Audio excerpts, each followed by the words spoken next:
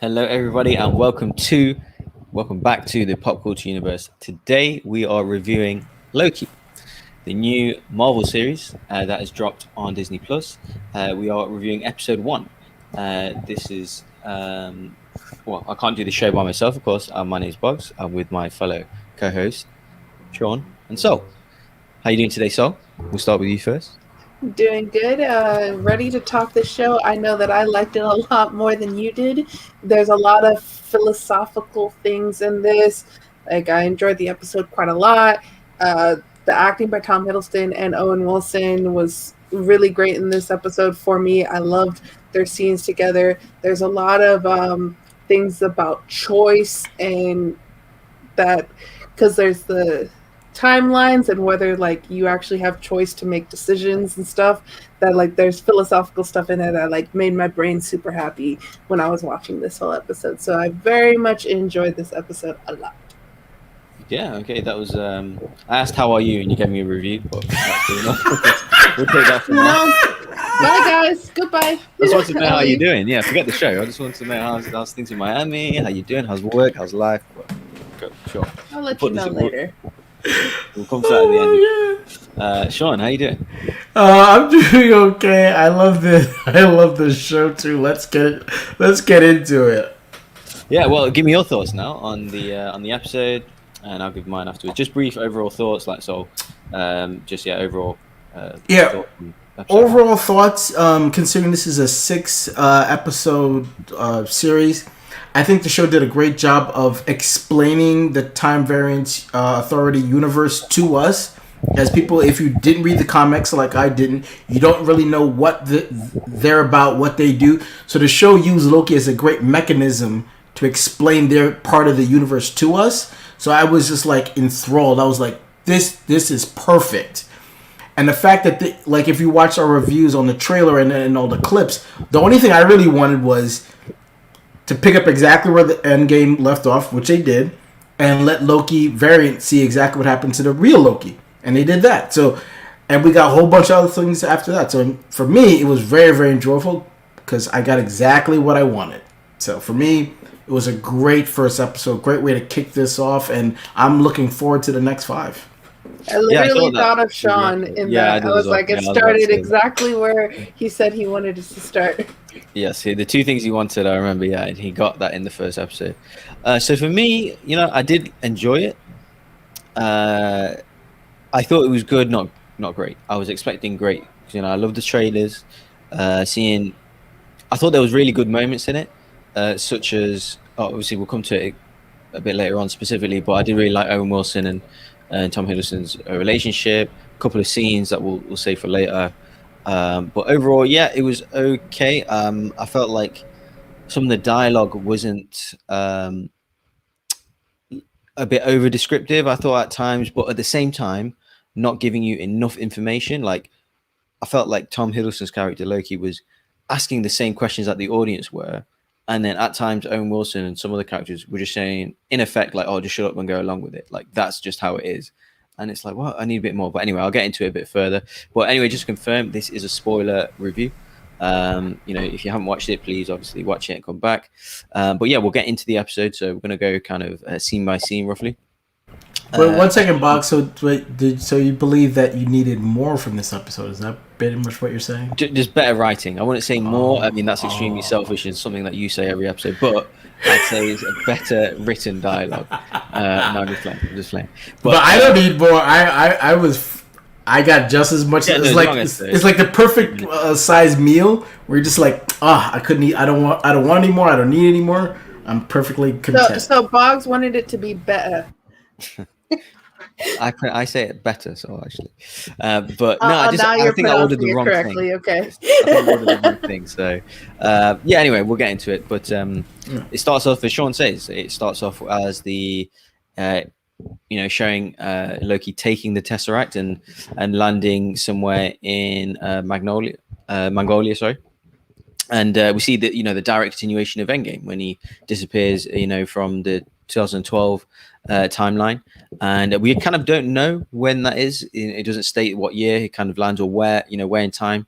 obviously gives the location, and then as soon as he does land, he's confronted by the time police at this point, as far as we know, led by Hunter B-15, who kind of strikes him, and he kind of falls in slow motion, and she walks into frame in real time, immediately kind of throws you off your own kind of axis and thinking, what the hell's going off here? And then it shows that the way she walks into scene and kind of welds that the kind of time thing is almost as it's like an everyday task, like some mundane thing. She just puts the kind of neck brace on him, kind of walks back out of shot and says, you're reacting to that in the way that he is reacting to it in terms of the pain barrier.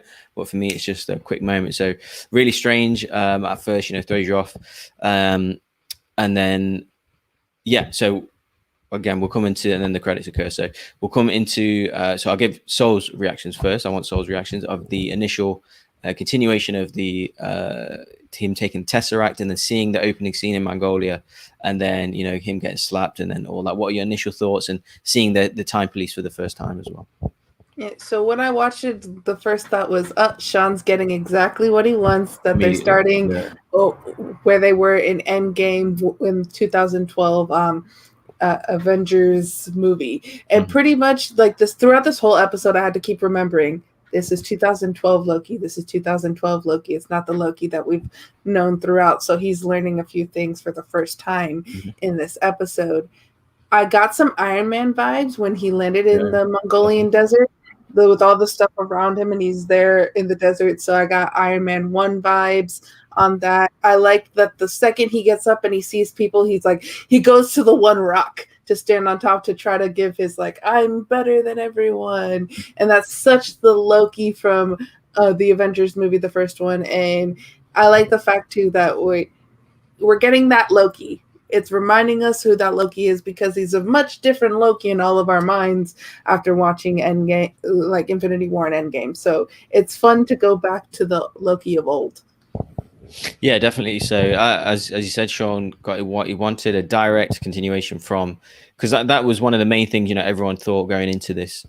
What do you do straight after that? How long is it going to be till, kind of we see him again, or what did he do in between? We kind of see it. So Sean, initial thoughts on the opening of the scene, and you got what you wanted, right? Yeah, absolutely. And I think, and plus they actually used some footage from Endgame that we saw, and some stuff from Endgame that they didn't use. So it was a combination of the two things, which I thought was interesting.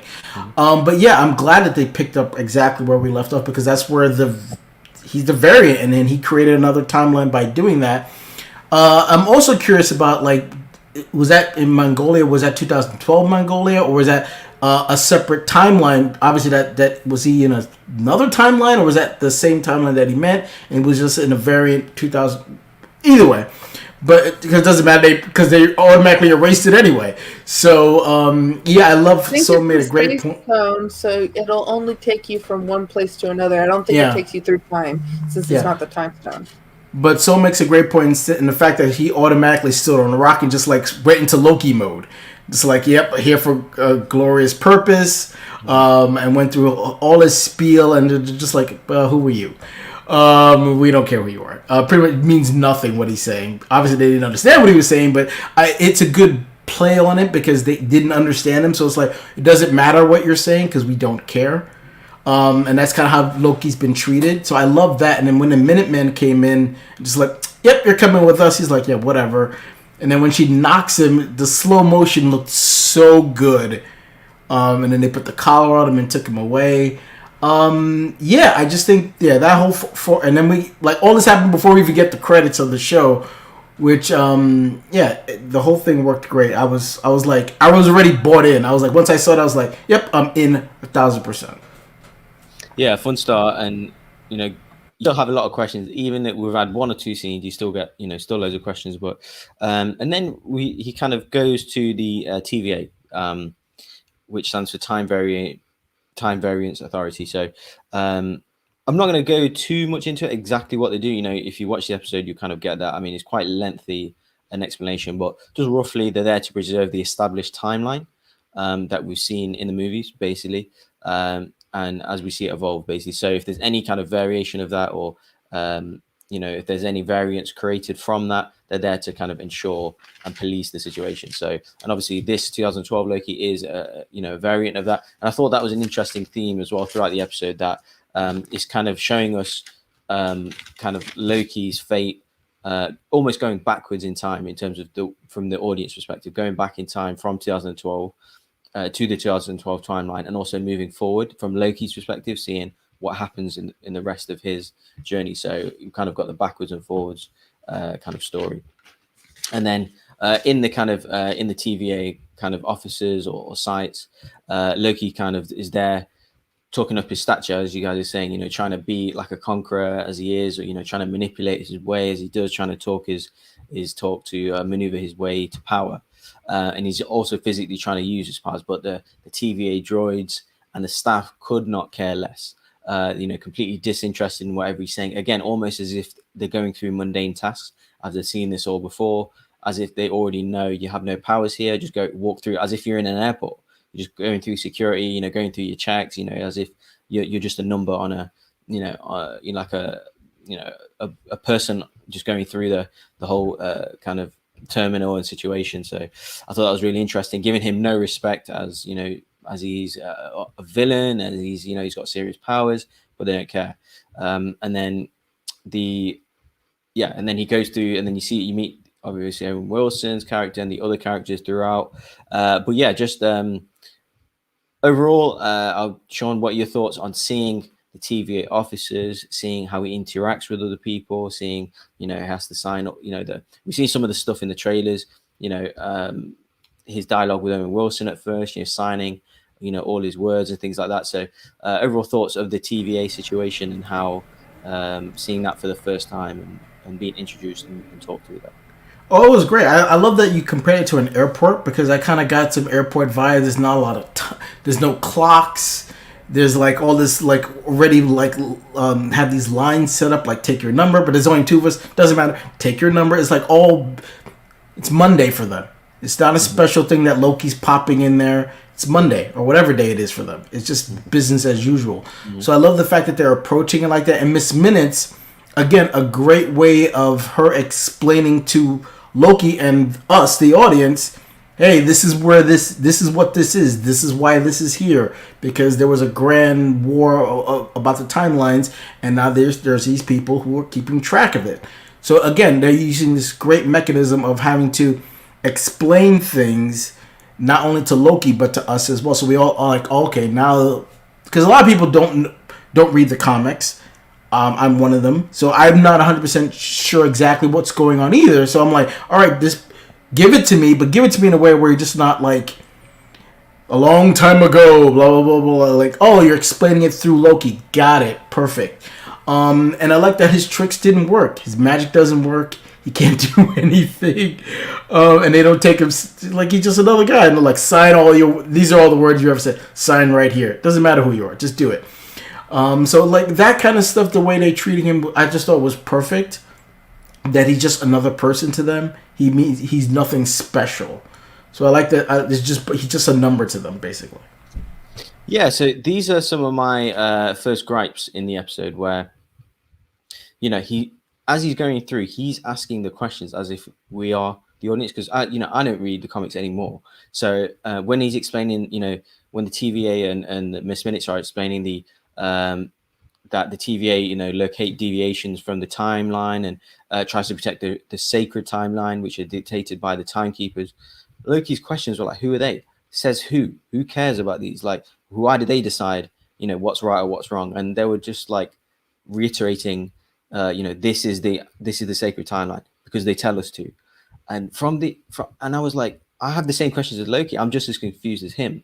So from here, they wasn't giving me enough detail. I don't know if they will further down the line. I'm hoping so. But I had my back up a little bit, like, oh, are we just supposed to just go along with what they're saying? Like, as if we're Loki. And, hopefully we're going to get more into that throughout the series and see these timekeepers and whatever the kind of law is around that. I definitely need more personally, because I felt like we were just being told what they are, what to do, show up and get along with it. And we'll see. But you have something to say, Sean? Or? No, I was saying you need more, which is normally what I say. I don't need more at this point. True. But I do like if I thought it was funny, and then I guess we could go to Soul. Is I find it funny that he was like trying to blame the Avengers. It's like, well, it's not my fault. I got the Tesseract. It was the Avengers. It's their fault. But if you want me to take care of them, just give me some people, and I'll bring them to justice because it's their fault. I'm in this situation, not my own fault. So I love that he was trying to pass judgment, and they were just like, no. The Avengers were supposed to do that. What wasn't supposed to happen is that you weren't supposed to get away. So I love the fact that he was trying to manipulate the situation, even though he's like admitting, like, yeah, I did it, but it's not my fault. So I loved all that, and I do, yes, Bogz, I do think we're gonna learn more about them as it goes along, as the episode explains, like he's going to be going on adventures with them. So I'm sure we're going to learn more about that whole organization as time goes on. Yeah, I hope so. And obviously, because I was literally thinking the same things like Loki was saying, and I'm sure they're aware of that as the audience, who are not exposed to this stuff. But so, what are your kind of first thoughts about the interactions Loki's having in the TVA, and that whole situation? And the story that they're telling with the Timekeepers. First, I just want to give appreciation to shirtless Tom Hiddleston. That was great. Loved it. Sure. But yeah, Here I we really. go. Hey, you asked me on. I'm going to give you my real thoughts here. But there are several parts that I was laughing about, just the interaction with the robot, the interaction of. There we go. Loki actually signing. That part's funny. The robot part was, it's like, do people not know if they're robots? And he's like, what if I'm actually, like, I laughed out loud at that. I love Tara Strong. She's a phenomenal voice actor, and just her as Miss Minutes is great. That animation little part there, I can tell that that's so important going forward. They literally say multiverse and then madness like a few seconds later. So this 100% is tying into Multiverse of Madness. I think this has more implications now, which we talked earlier that WandaVision is going to have implications for Doctor Strange Multiverse of Madness. This show definitely is. I have a feeling that the timeline that they're talking about, that it's one consecutive timeline, and that the reason they don't want branches in it, I think that everything that happens in this show is going to be the reason why there's a multiverse in Doctor Strange. But everything in this, I was loving it. I didn't need the full answers because it was one of those moments of, like, Loki's confused about what's going on.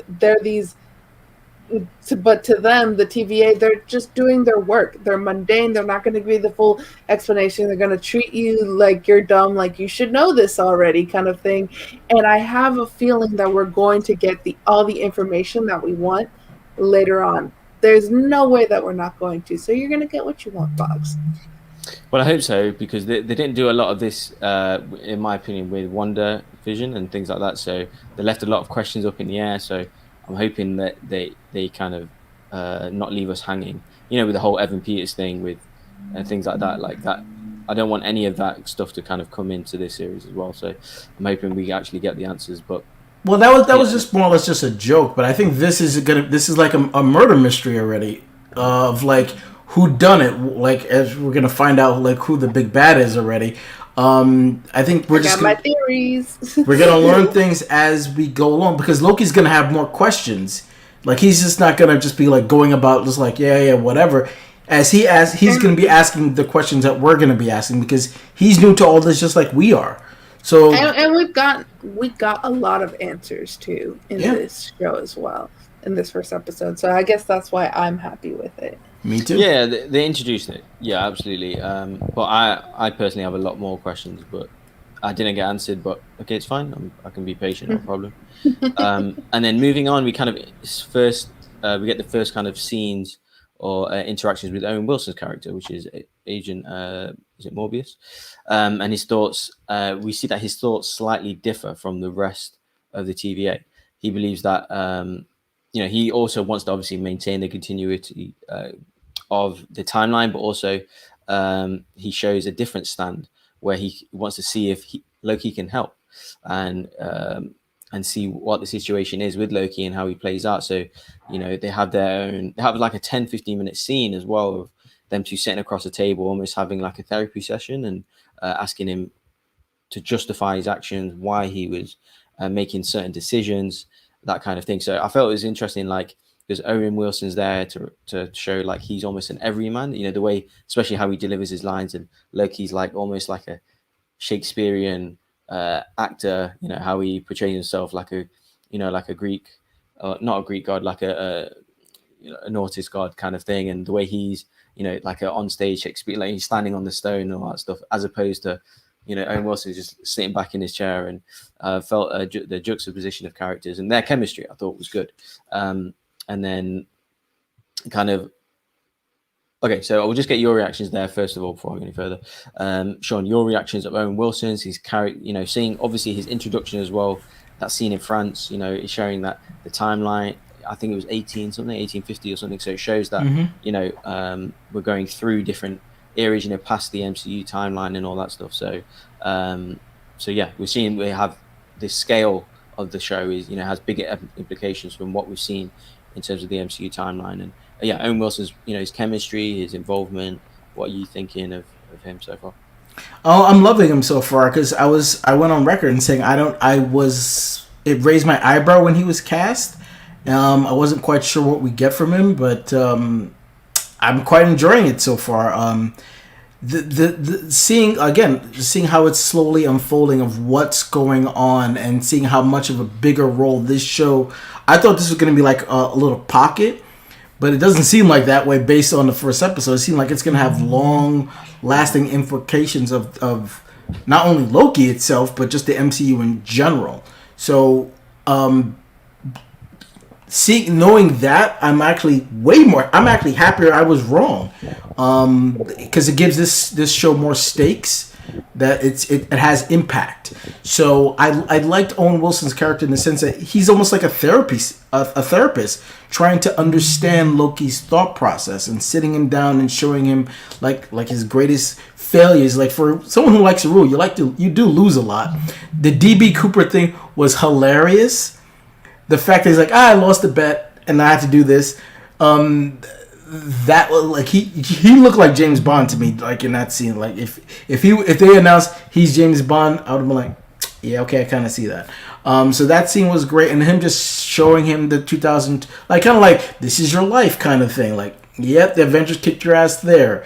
Yeah, you actually got your mom killed. Like, showing him all the things that he got wrong, and then him just kind of like, why do you like hurting people? Like, why are you the way you are? And like, oh, you want to rule? Well, then after that, what else do you want to do? So I like that he kind of broke him down, and because he is a villain, but is he really? And I think that's the kind of question that they asked, and it's interesting that they're taking this approach with Loki, because he is a villain, but is he?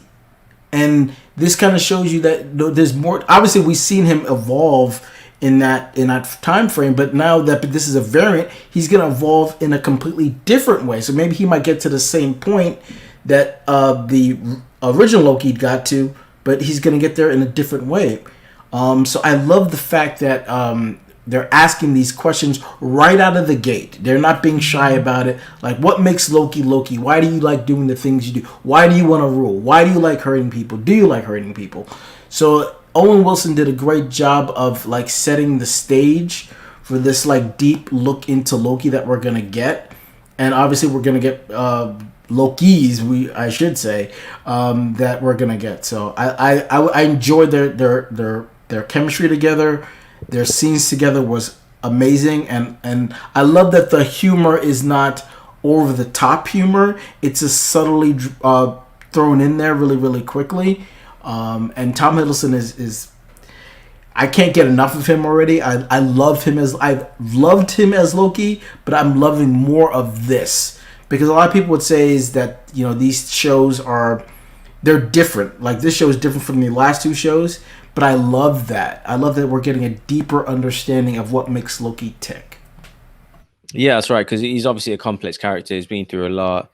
he's got a lot of history in this timeline, and yeah, it should be. He deserves, to kind of be front and center now. I think he's waited long enough. So, but yeah, so please, your thoughts on seeing Owen Wilson, the chemistry, the kind of the psychology type tactics he's using, and just overall kind of thoughts on him and his character. So the TVA were literally looked like they were going to kill off that variant of Loki if it wasn't for He got guilty coming in. Yeah. And so just with that too, I love all the stuff with choice in here. Like they're like, there's a set path, goes as long as you don't deviate from the sacred timeline. So it's just like, is there choice in the world, or is it all destiny? What is things how things happen? You have showing his mother dying and that he's responsible for it. We saw in the Dark World how he reacted when his mother died. He literally destroyed his jail cell pretty much, because if you look at it, Thor is really the son of Odin, where Loki is Freya's son. He learned the magic from Freya. He's very close to his adopted mother.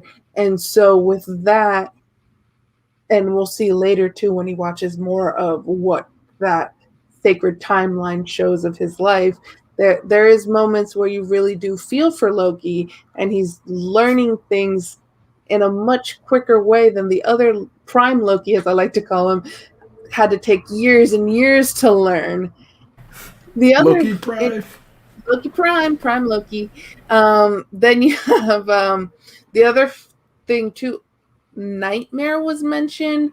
That Nightmare is another department in the TVA, so I want to know what that is. I hope we get answers to that, because I don't know what that would have to do with keeping the sacred timeline, and I don't know if they bring in the villain Nightmare in that. Is he a part of that at all? Who knows? I love that the DB Cooper thing was Loki lost a bet and that Thor was a part of that.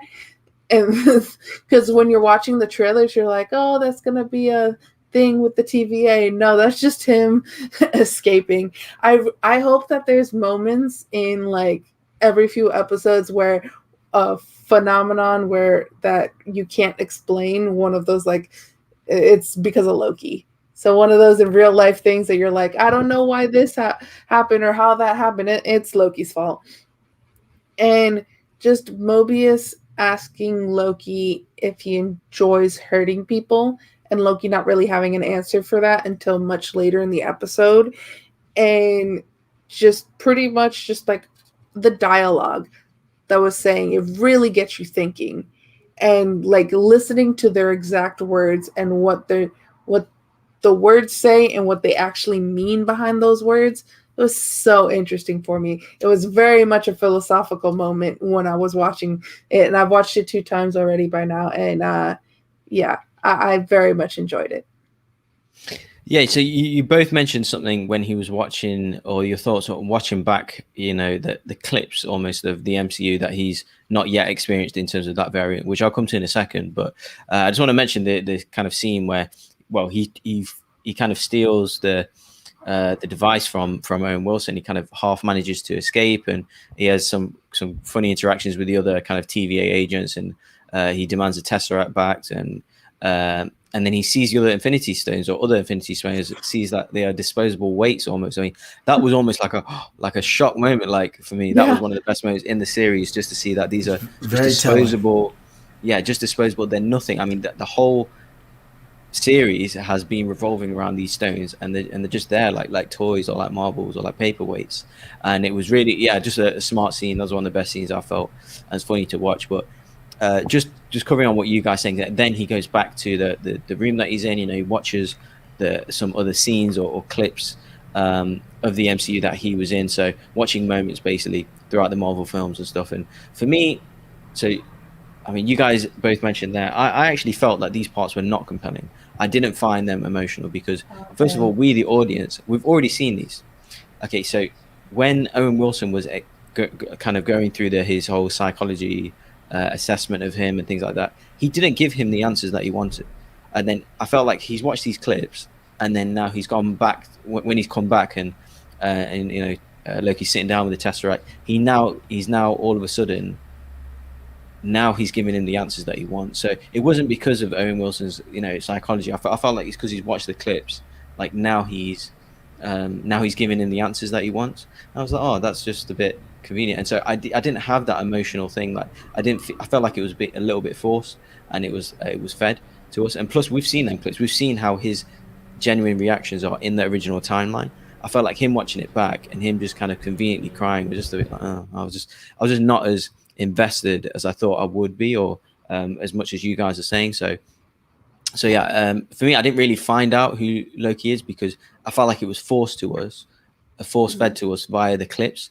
That if it was from that conversation with Owen Wilson, I thought that was way more interesting. But it was fed through to us because he's seen his fate. I was like, oh, that's just highly convenient. Like he just spoke to you for 15 minutes straight. I thought he would come out there instead of kind of him pushing back on the questions that he gave him. So I didn't love that stuff. I just felt it was not compelling at all, and I just felt I thought they missed the trick there, to be honest. But I mean, you guys are I'm presuming going to push back because you both mentioned there that you like them scenes. But yeah, no, it was just I felt like he watched the highlight reel and then all of a sudden he's changed his mind.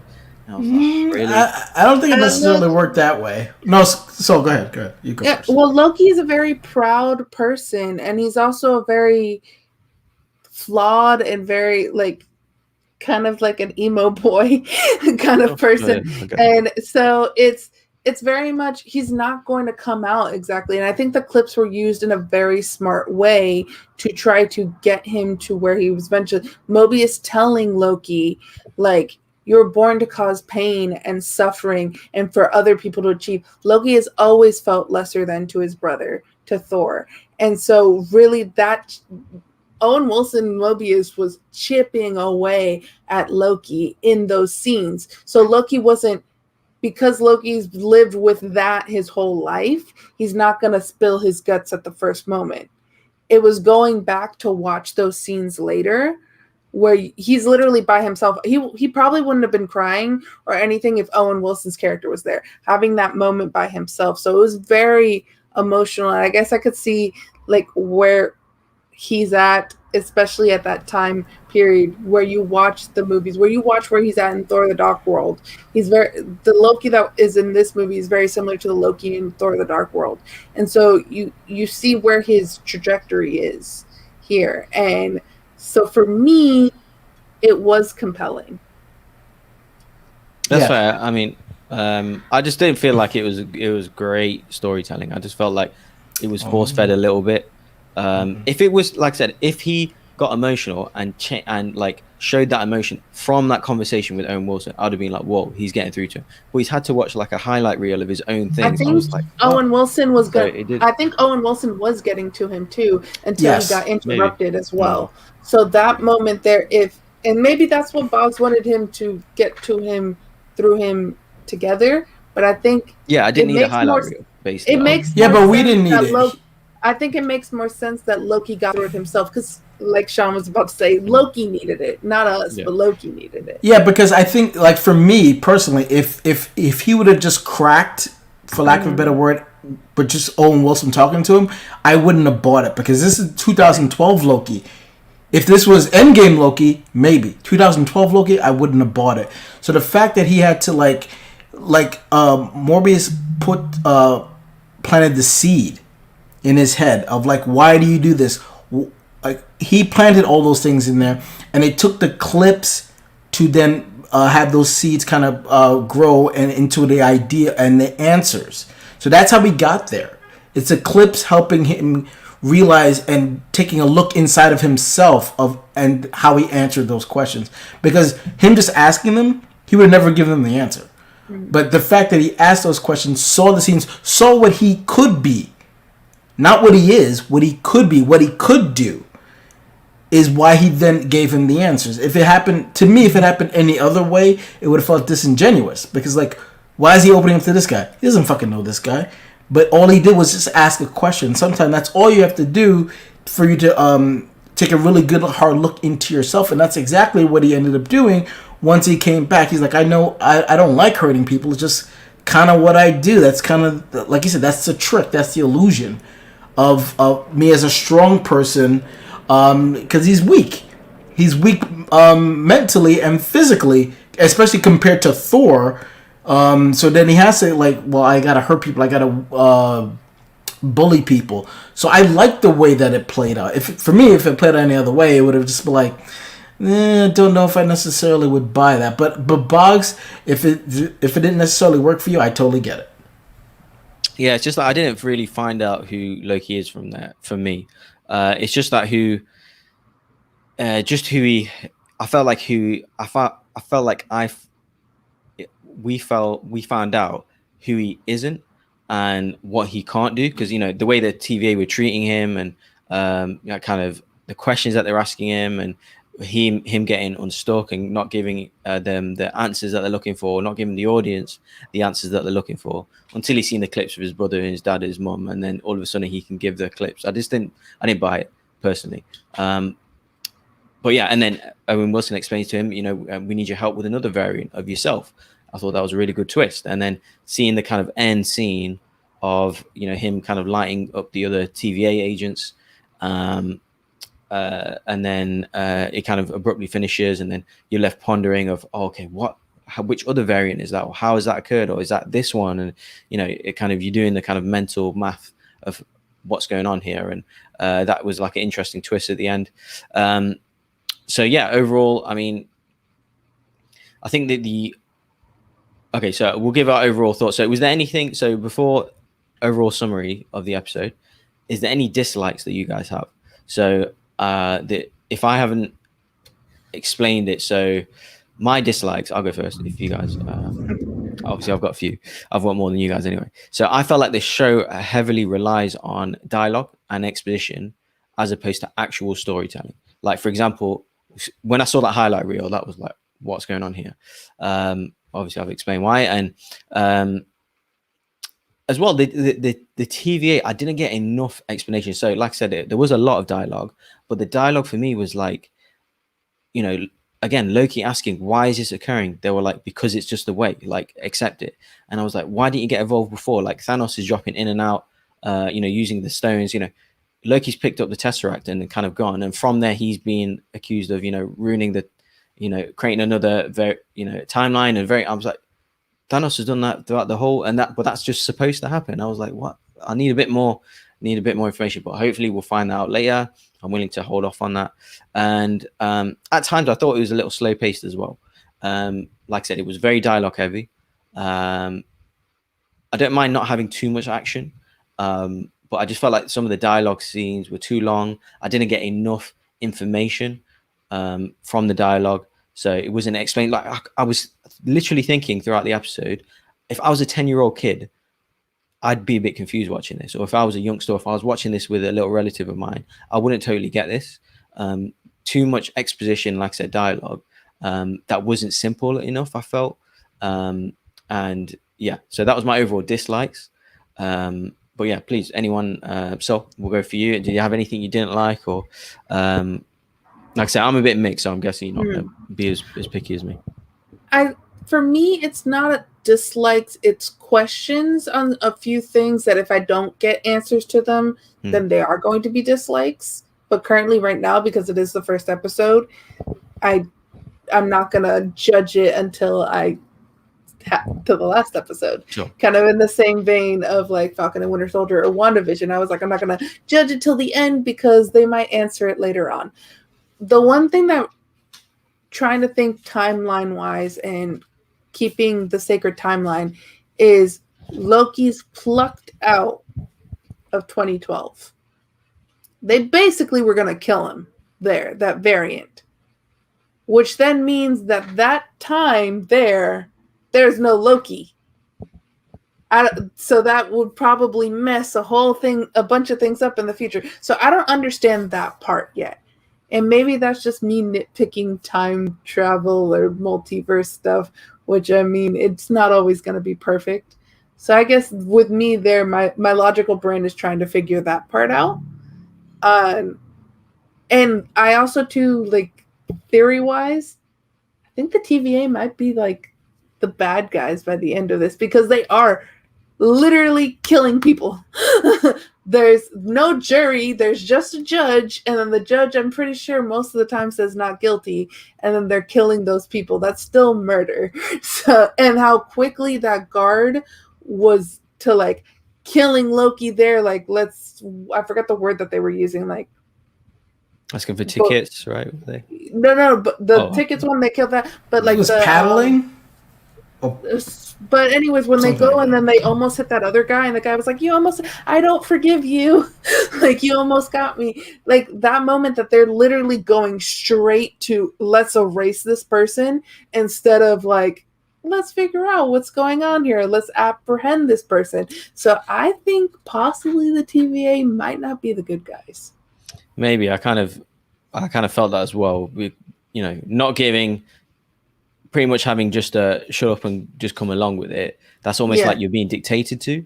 So I did feel like that's normally villain tendencies, but and this is just the timeline and put up with it. Like he's asking why, wanting explanations the whole way through, and not giving it to him. So I think maybe these are indicators, and they're all dressed really dark as well, all dressed in black. He doesn't get the answers is because they are the villains. Yeah.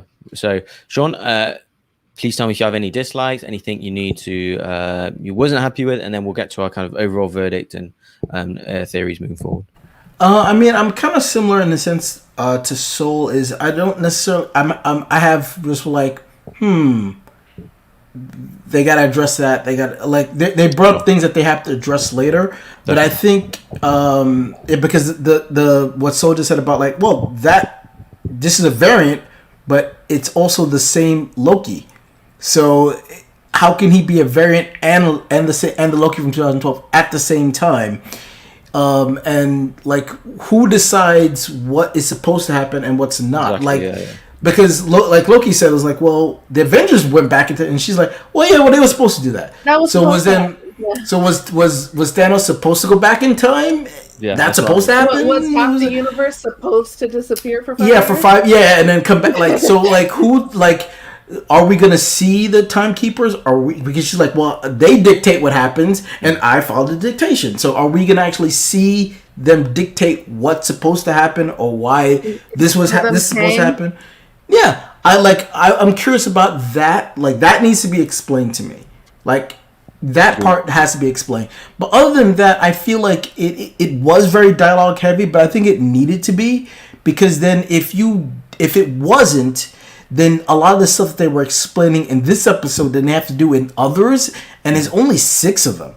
So I think this episode did a good job of explaining not a lot, but enough to get us to episode 2, where then he can then start like going on missions. And like, again, how does there another variant Loki? Is that the same Loki? Like what? Like how is this happening? And what happens? Like, because they were saying like, oh, the timeline's getting to the red part. We got to go. What does that mean?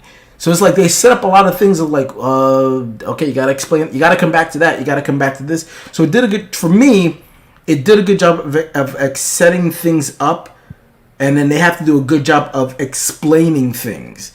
Because if they don't do a good job of that, then the show kind of falls apart.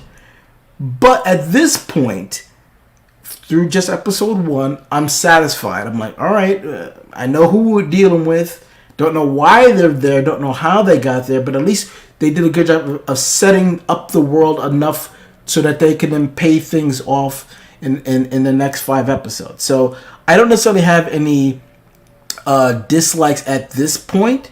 What I do have is concerns about, like, is that explanation going to be enough to justify this? But I will say the show did a great job of, like, saying, of making, kind of poking fun at it, at the MCU in itself. Considering all these movies ahead before were fixating on these stones, and in this place, they are stone. They're just like paperweights. It just shows you. It gives the Time Variance Authority automatic credibility, because in here, that thing that was so prevalent means nothing here. So that in itself just puts so much weight and importance on this show by just showing that and that alone. So that just to me, I was just like, oh my god. And then when Loki's like, this is the most powerful place in the universe, and he's right. There's like probably like hundreds of stone just sitting there, all powerful. Yeah. Yeah, and there they mean nothing, and they have no idea what it is. Like, guy didn't even know what a fish was, and that was a Scream reference too. Like, I'll get you like a fish. It was a Scream reference, which I found was funny as well. But yeah, I to me, I think now that the show has put a lot of pressure on itself. So that would be my concern, not just my concern. Yeah, I pretty much agree with your whole summary there, except that just for me, the dialogue could have been a lot different. I was expecting more. Because I like exactly what you're saying, that I had this exact same questions, like, so what made the Avengers why is their decisions right and someone else is wrong, or why is Thanos right to go back in time? I had the exact same question, so hopefully we'll get them answers. But moving forward, yeah, just my summarization of the episode, I thought the world building was good, it was entertaining. It makes the MCU almost just with one episode the scale bigger than we've ever seen before. But for me, it wasn't matched by the character building. I needed more with the Loki stuff, because he's such a complex character. For me, that the scenes where he did turn or go over or he was broken wasn't emotional enough for me. It wasn't compelling enough for me. But overall, I mean, just to review the episode, I'd probably give it 6.5, maybe a 7 at a stretch. I thought it was good. Like I said, not great. But yeah, looking forward to it. Moving forward, want to see what's going on with that variant. And I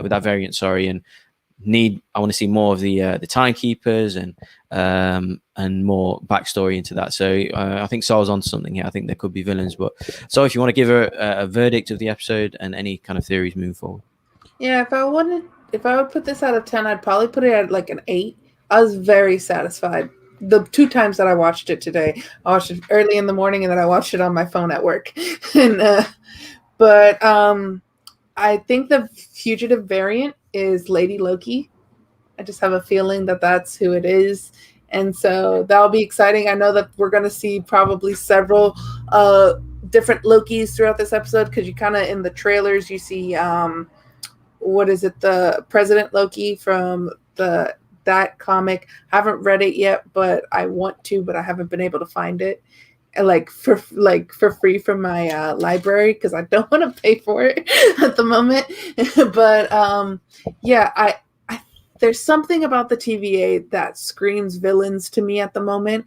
I don't think Morbius is a villain, but I think a lot of the people at the TVA are probably villains, and which kind of is funny because Loki says at the end of the episode that he considers himself a villain, and Mobius like, I don't view it that way. And so that's kind of interesting to me there. But yeah, I'm excited to see what happens. I hope my questions get answered. I hope Bogz enjoys the next episode much more. Yeah, like I said, it was good. It wasn't great. I was expecting great. So, but I didn't need to give a shout out to the whole production design of this, like the interior of how like the TVA looks, and the hallway scenes, every hallway, every room. That balcony scene was beautiful. Him seeing the whole kind of world that they're in, and some of the shots are awesome, and all that stuff. So everything with the TVA stuff was absolutely beautiful. So yeah, gotta give a shout out to that. But Sean, overall, a verdict of the episode, and also any think moving forward as well. Again, Disney and Marvel are showing like they're putting their money where their mouth is. Like, this show just looks like a movie. I could easily have watched this on the big screen and be like, "Yep, that's an MCU movie right there." So I would give this an 8 as well. So I loved it. I loved the world building that they did. I'm just so fascinated about the possibilities of like how the connections are going to be made. Like, what Loki is that? What Loki is this? How did that, like, as long as the show answers the questions, and then obviously I think they haven't come out and officially guaranteed it, but they pretty much said that there's going to be a season 2. And for me, knowing that also puts my mind at ease, because then they're not necessarily tied to 6 episodes. There's going to be more. So they don't have to rush it like, oh, we got to answer everything. Not necessarily. But they maybe part of the TVA is villains. Maybe the people controlling things, they go corrupt, and then maybe they release that Loki, and it's like, hey, just go f. We want another war. Just go mess things up, and I'll create one. So it is going to be very, very they interesting. Want a war. I think they're just like a dictatorship. It feels very much like a dictatorship to me. I mean, the judge pretty much said is they dictated. I followed their dictations, and you're guilty. That's kind of, and then erase. That's kind of just how it is. So maybe they did that to throw a wrench into things, because everything is just so by the numbers that like they're like, maybe we fixed things too good. The system was working so well. So, and then maybe Morbius kind of just like stumbled onto this and was like, oh, you weren't supposed to. We were supposed to kill him. Now you're helping him. You're messing things up even more. Now they're gonna come after them. So again, we're just speculating. Obviously, we don't know, but I'm loving that where the show could go in these next 5 episodes. So I'm super excited. I'm with Soul. I'm hoping Bogz enjoys episode 2 more. But for me, I think this was great. And I'm heard that the next episode is just as long as this one, which is like even more encouraging, because the more heavy lifting they do early is like the last season of Game of Thrones. The more heavy lifting you do early in the season, then in the later part of the season, then you can get more action filled, more things happening, and less explaining. Let's not compare it to that last season of Game of Thrones. No, but I'm just saying, a lot of people are just like, oh, there's too many slow episodes. Like, yeah, well, they got to talk for a while, so then you can have action later. So in this, talk now, action. So don't say it, show me. So they'll do a lot of showing later. They have to do a lot of talking now. That was a great episode of a Moni person as well. Great impression, sorry, of a Moni person as well. But yeah, good reviews there, and like I said, it was fun. Definitely recommended for anyone. If you're unsure about watching it, 100% worth watching. But yeah, really good, really fun. And yeah, we'll see you all next week for episode 2 review. Please, everyone, like, comment, subscribe, do all that good stuff. Drop your comments in below. What your thoughts on our review? What your thoughts on the episode? Or your predictions? All that good stuff. So, I've been Bogz on this episode. That's been Soul. That's been Sean. And yeah, we'll see you next episode, or for our next review or next trailer reaction. Lots of stuff coming on the channel, so keep an eye out for that. But we'll see you all next time. Bad Batch. Bad Batch as well, yeah. So yeah, thanks for watching, and we'll see you all next time. Thank you.